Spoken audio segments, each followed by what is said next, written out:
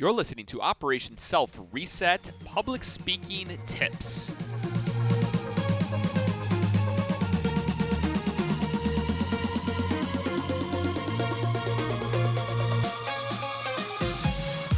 What is going on, you freaking awesome people? Welcome back to Operation Self Reset. My name is Jake Naraki, coming to you live from Milwaukee, Wisconsin, where each and every week we dive into a different topic in the world of personal development. Now, today we're going to be kind of going back in the archives here, people. We're going to be going back to 2014 when I interviewed a public speaker on the ideas of how to become better at that craft. Now, the reason why I bring this up is because, number one, look, we're all public speakers in your home life, in your company life, in your business life, in your personal life, and in any life.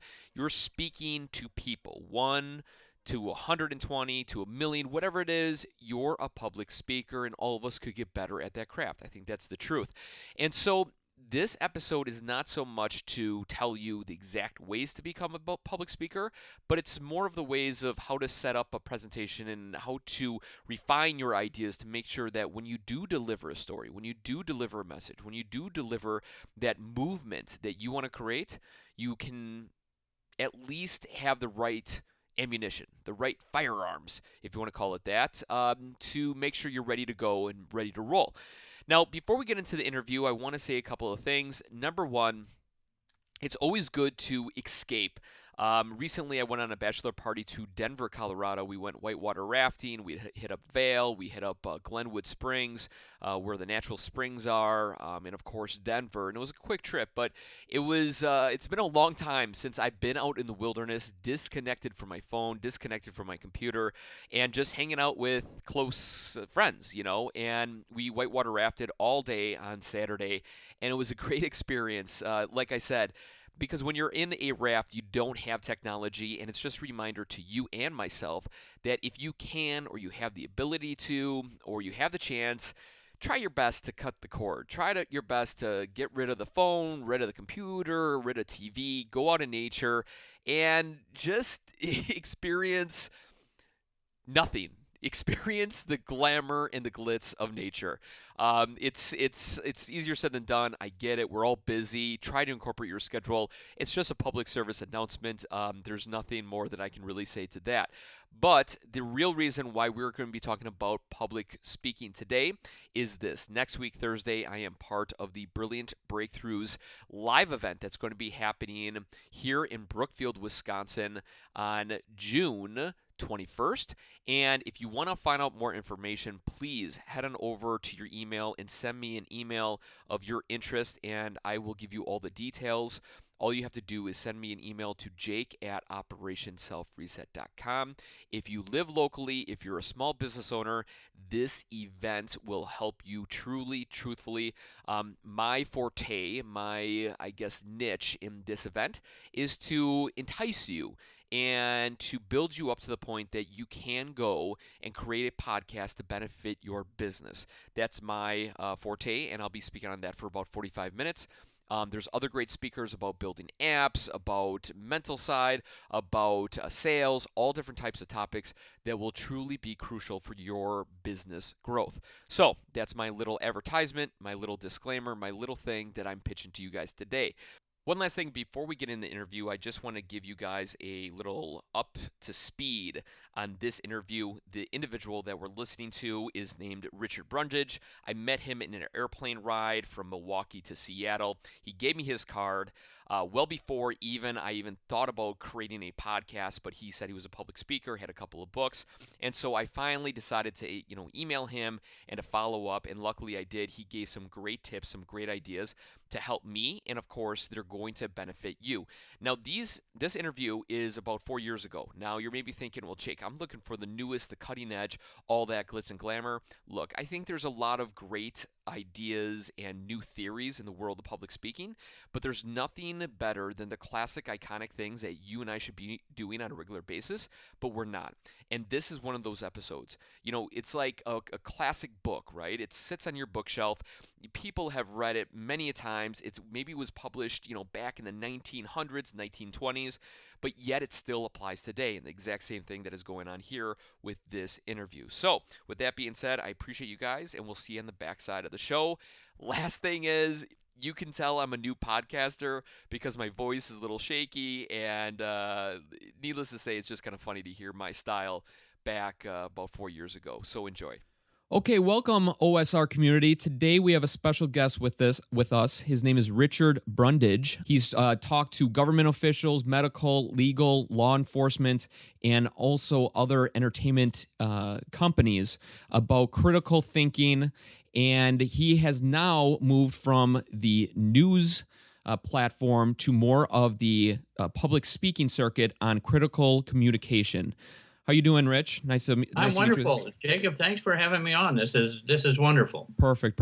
Thank you for your time. I really appreciate it. Before we dive into some more specific questions, I just want to get in touch with you and see, how did you get to where you are today with the critical communication? Wow. Have you got maybe, let's see, 32 years? Let me put this in a nutshell for you, because I don't think, Jacob, people arrive where they are in life sometimes on purpose. I think they arrive there if they listen to their inner self and what they're passionately committed in. And I'll start by saying, if you're passionately committed to what you're doing, it's contagious. And I think we've all known that from early teachers you might have. You would go home from school maybe when you're in 4th and 5th grade and say, oh man, I'm going to love math this year. No, you're not. You're going to love the way Mrs. Tellier teaches math, because in the first 10 seconds, she built a fire. She made you want to learn math. And I think that everybody has a fire in their heart. And I think so many times I run across students in school, and they say they want to do the same thing that I'm doing and so forth, and or they want to graduate and get the most money they can for the the degree they have. And I tell them, quit chasing the money. Chase your passion. If you're passionately committed, your money's already been made for you. I've told my clients that your money's already made. It's already out there. If you follow what you're truly passionately committed in, the money will follow you. If you chase the money, you'll never get there. Yeah. And I think you've probably seen that, and I think some of your listeners have too. But I don't think I answered your question. How did I get there? Yeah. Well, it was I was a pre-med major, and my background was biological science, and but I worked my way through high school, really. I started on radio when I was 16.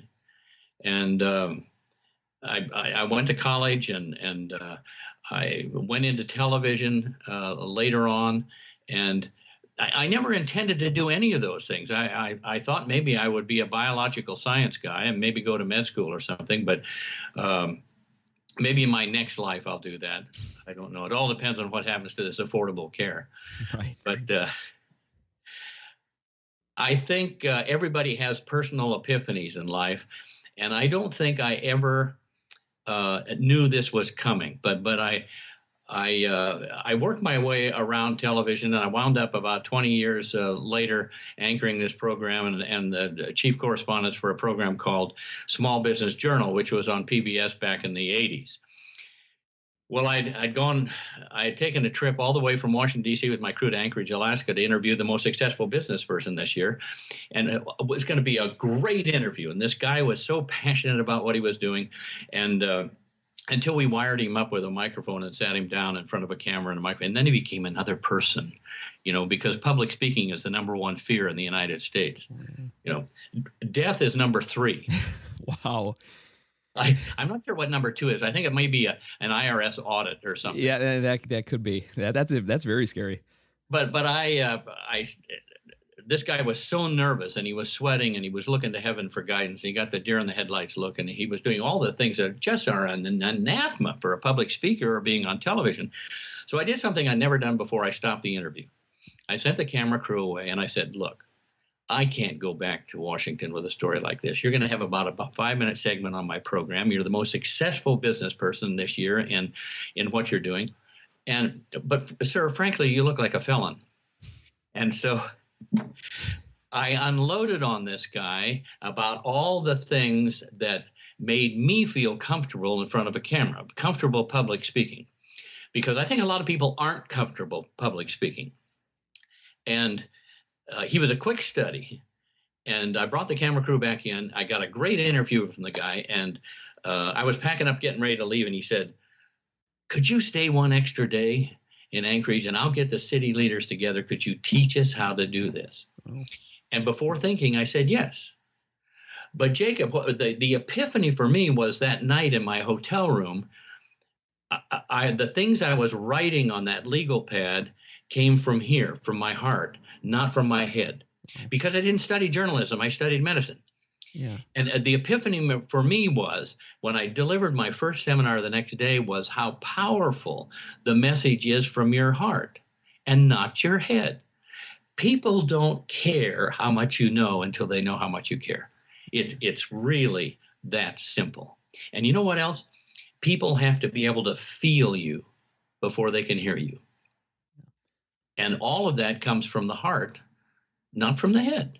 Right. And so I guess in high school, public speaking for me was a little bit easier because I was on the radio.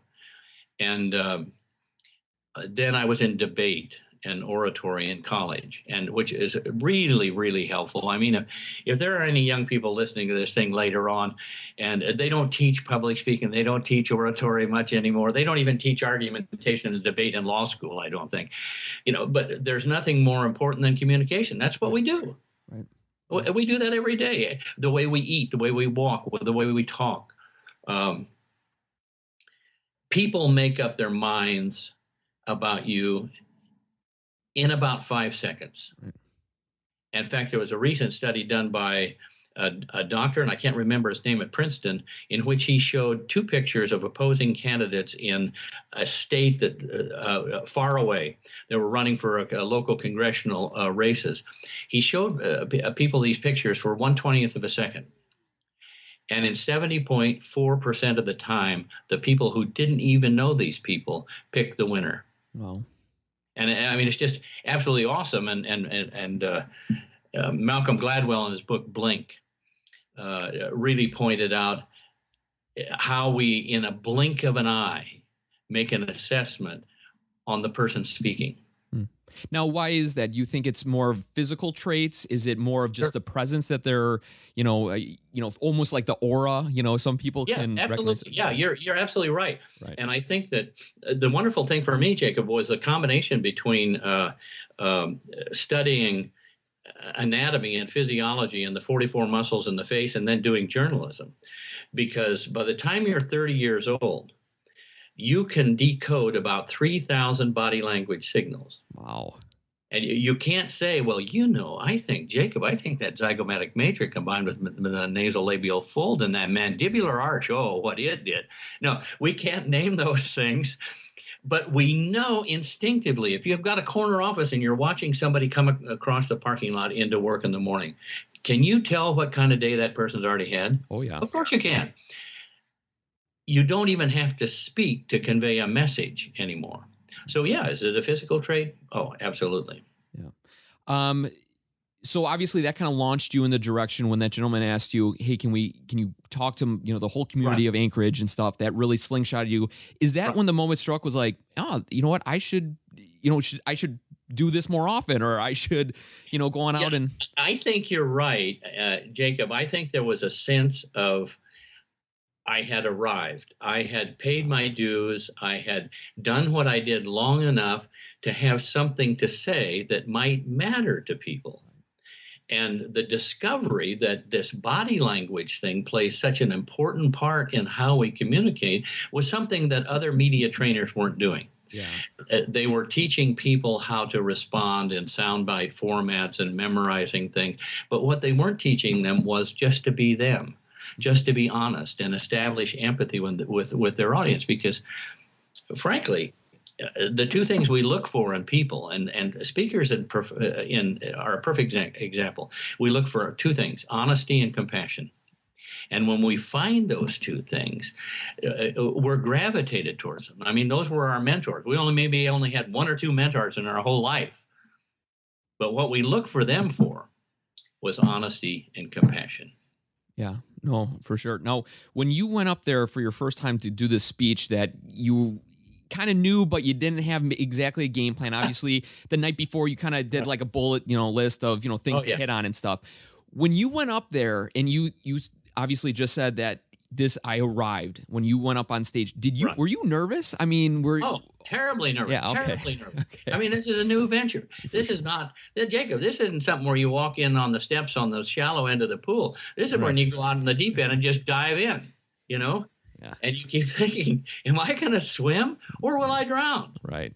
And then I remembered somebody once told me that about an audience. 1/3 thinks you're brilliant already. 1/3 of the audience has already made up their mind. So you're really only talking to the other third because those are the ones that are waiting to be persuaded. Mm-hmm. What was when you got up on stage, you're nervous, you're probably sweating a little bit. Oh, yeah. What did you do to capture the audience? Did you start off talking about a joke or did you just hit on the points right away? I tried to be me. And I tried to tell, and I just told him, I said, look, this is the first time I've ever done this. I've been doing news. I studied medicine. I didn't study journalism. So everything I'm going to tell you, it's going to come from my heart today. And these are just some things I've learned along the way. And I hope they'll help you. But most of all, I want you to have fun today. For sure. As much fun as I'm having here. Yeah. And I did have a lot of fun with them. And I told stories. Yeah. And that's, I think, one of the most important things that a speaker can do. We don't learn by facts or figures, Jacob. We learn by people who tell us stories because that's how thousands of years ago, we passed along our clan history, the tribe history. And it wasn't by dates or times. It was, what Olaf did, 6 months ago. So I always try to tell stories, and I tell my audiences, if you've got a story to tell me, tell it to me because it'll wind up in my next seminar. Oh, if it has a good teaching point, it'll wind up there. Yeah. That's perfect because a lot of people say to capture an audience, you need to come out there and, you either crack a joke or tell a fact that's so serious that everybody's like, oh, wow, so right. And it's so refreshing to hear that, just be yourself because at the end of the day, that's what it's about, and like you said, when you just present yourself as you are, people will trust you more, will gravitate toward you. Oh, absolutely. Yeah. And I've got my own definition of image and it's this, and I think it applies to people who want to be speakers. The first words out of your mouth combined with the way you look when you say them and what other people know about you already is your image. You will not change it. It's very good. You can stand up there and speak for an hour, and you're not going to change the image that people have of you in that first 5 seconds. Right. Yeah. Now, when you're going through after your first time getting up there on stage, and you thought, okay, I'm going to start maybe going in this direction of speaking, was there any time that you started lacking self-confidence in any way? I mean, were you always so charged up and positive and, I can achieve this? You're being yourself.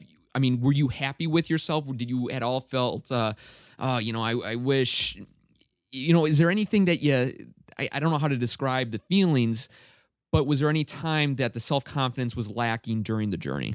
Oh, sure. I think it naturally is for people. They're not, they may appear to be calm and unruffled on the surface like ducks, but they're paddling like crazy underneath, and people can't see the paddling, That's right. So I think everybody does that. I think we all live as someone once said, lives of quiet desperation, wondering what's around the next corner, and often being pleasantly surprised what's there. So yeah, I always am the kind of person that if I walk into a room, I will just kind of stay in the background and just observe the room. I don't want to be a show off. I don't want to be the center of attention. And I think when somebody speaks about something, it's a very narrow vertical window of their responsibilities. If you were to speak about fire control systems, or you were to speak about things that you're intimately familiar with the fire department, that's what you speak about. And I always felt that the reason people invited you to speak is because you're the expert on your subject. Right. Right. And if you try to keep that in your head, that you're the expert on the subject. And another thing that's really important, people write their speeches. Yeah. Oh, for heaven's sakes, don't write a speech. No? No.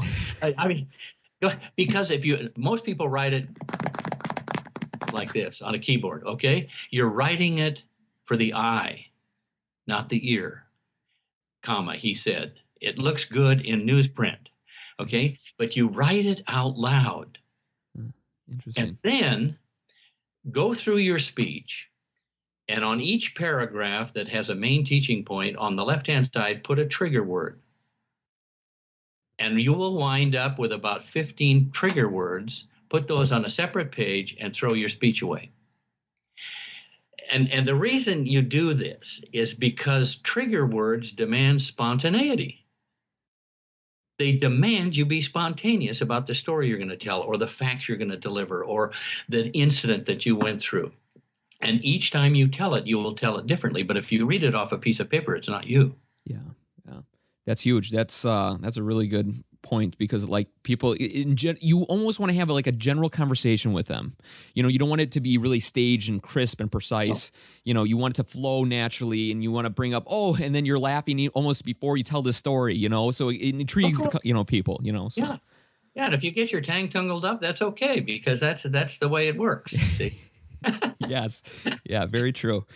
Now, before getting into the public speaking circuit, you met a lot of people throughout your career, or even after talking to them while you're doing your speaking circuit. Was there any one person in particular that you met that was really inspired you or gave you some great advice that you have used today and you talk to other people about? No, I think the people that probably inspire you the most are the quiet ones that instill a confidence in you and simply tell you. They're the kind of mentor type. They're the kind that just say, Brundage, go and do it. You can do it. What are you afraid of? When they did a survey of people in their 90s, one of the questions they asked them is, what would you do different if you could live it all over again? And almost all of them said, I would have taken more risks. And I just tell people, what have you got to lose? Steve Jobs was a failure at several things.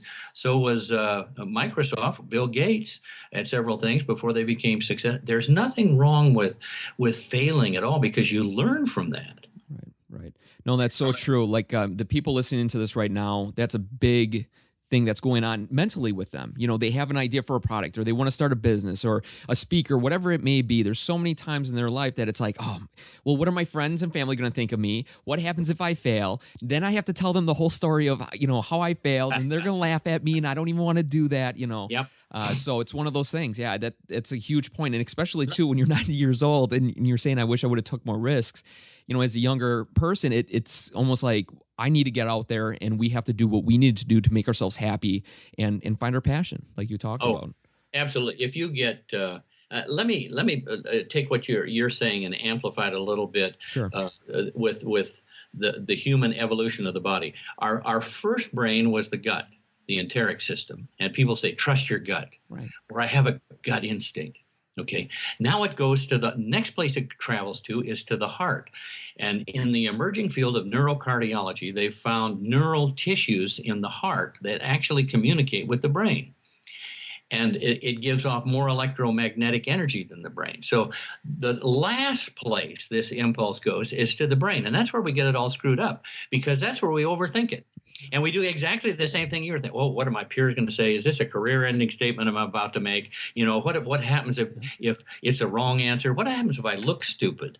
And all of these things that I hear from people that when I ask them, what's your biggest fear of being in the media? And I hear all kinds of answers from that. So I think that if I tell all my audiences, I said, turn this off for a minute. Turn your head off for a minute. You're way too smart for this seminar. Stop thinking. Give me your hearts. For the next couple of hours, I'll give them back undamaged, but I'm going to fill them with a reconnection of why we communicate best from our hearts and not from our head. You can get sued if you talk from your head. That's where we keep all the plans, policies, and procedures. You can't get sued if you talk from your heart, because that's where we talk about how we feel about something. And that's what people are most interested in. Yeah. Yeah. When, we talk about, people feeling embarrassed about getting up in front of a crowd, and you're right, that's the number one fear, getting a group of people.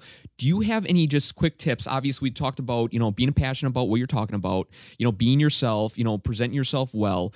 Any other little tips that you could suggest to somebody, or anybody? I think one of the things is this self-deprecating humor. Don't be afraid to laugh at yourself. Yeah. And be as relaxed as you possibly can, and say something right at the very beginning that disarms people. And they know I'm a journalist or a former journalist, and I would often come out and say, a journalist is someone who has trouble distinguishing between a bicycle accident and the end of civilization. And which, say anything that loosens your audience up. And one of the other things that I think is most important is get away from PowerPoint. Do not use PowerPoint. Just because we have the technology, I don't think we ought to use it. It becomes the presenter. And the second thing is get away from the podium. Go down in your audience. Be amongst your audience. Get your audience to participate with you in whatever it is you're talking. Ask them questions, and then put the mic in their face. Ask them questions and get them involved, and you'll find out that you become part of the audience and part of the discussion, and not just somebody standing up there with a dialogue. One of the questions I was going to hit on, during your time of, figuring out, maybe really getting down your speech, or you thinking of other tips, were there any tools that you looked into to help you? Was there anybody that inspired you to become a better speaker? Anybody you looked at to kind of take a couple of ideas from? Did you read any books? Was there anything? Lots of books, Jacob. Okay. I think if you have a narrow window like mine is in crisis communications, I would read everything I could about how people handled crises, from the Exxon Valdez to the Gulf oil crisis, to how did they handle them? What did they say? And you develop your own formulas for assisting people through crises. And I don't think I have any specific tips on how to do that, or anybody that it comes from your background. I think, Jacob, the answer to that is everybody has two careers. You've got your first career, which may last 25 years, and that's where you're paying your dues. And then you have your next 25 years, and I think that's where God wants you to give it all back. I realized that what I was doing, and I tell my people this in all my audiences, no matter where I travel somewhere in the world about 3 times a month and speak to groups. And I was reticent at first because I discovered what I was doing was a true ministry. I was reticent to say that. But I found out that what started as a way of teaching people how to just relax in front of my network cameras has turned into a ministry of teaching people how to reconnect with this. And I can't tell you how many times afterwards, after my seminars, people will come up and say, I'm sure glad you brought God back into this equation. Because I think everybody has personal epiphanies in their life that change their directions of the way they want to go. I didn't design this a direction to where I am right now, but I think what I'm doing right now is what I'm supposed to be doing, is giving away the keys to the reporter's office, making people more happy when they have to get up and speak in public, and reconnecting them with their hearts. It's okay to be boys and girls again. Right. Talking about crisis communication, that's one of the main points that you speak on. If you wouldn't mind dialing it down from a big corporation, or talking to law enforcement, is there anything that you could, a couple of tips to people that are dealing with a big crisis in their own personal life, ways to kind of extinguish those fires? Always tell the truth. Okay. Always be honest. Okay. And then the answer is pretty simple. See things as they really are, and not as you try to make them up in your head. See things as other people, and you'll see the answer. Let me give you a real quick story. I rode cutting horses in competition for years, and I was down in Dodge City, Kansas, and I bought a horse, and I couldn't get him in this trailer. He's a really nice horse, a nice cutting horse, and I did everything. I put the feed basket in the trailer. I had a rope around the back of him. I tried to walk him in every way I possibly could. And this old cowboy is sitting by the trailer, and after about a half hour, he says, "Son," he said, could I try something? And I'd say, "You can try anything. I got to get this horse home."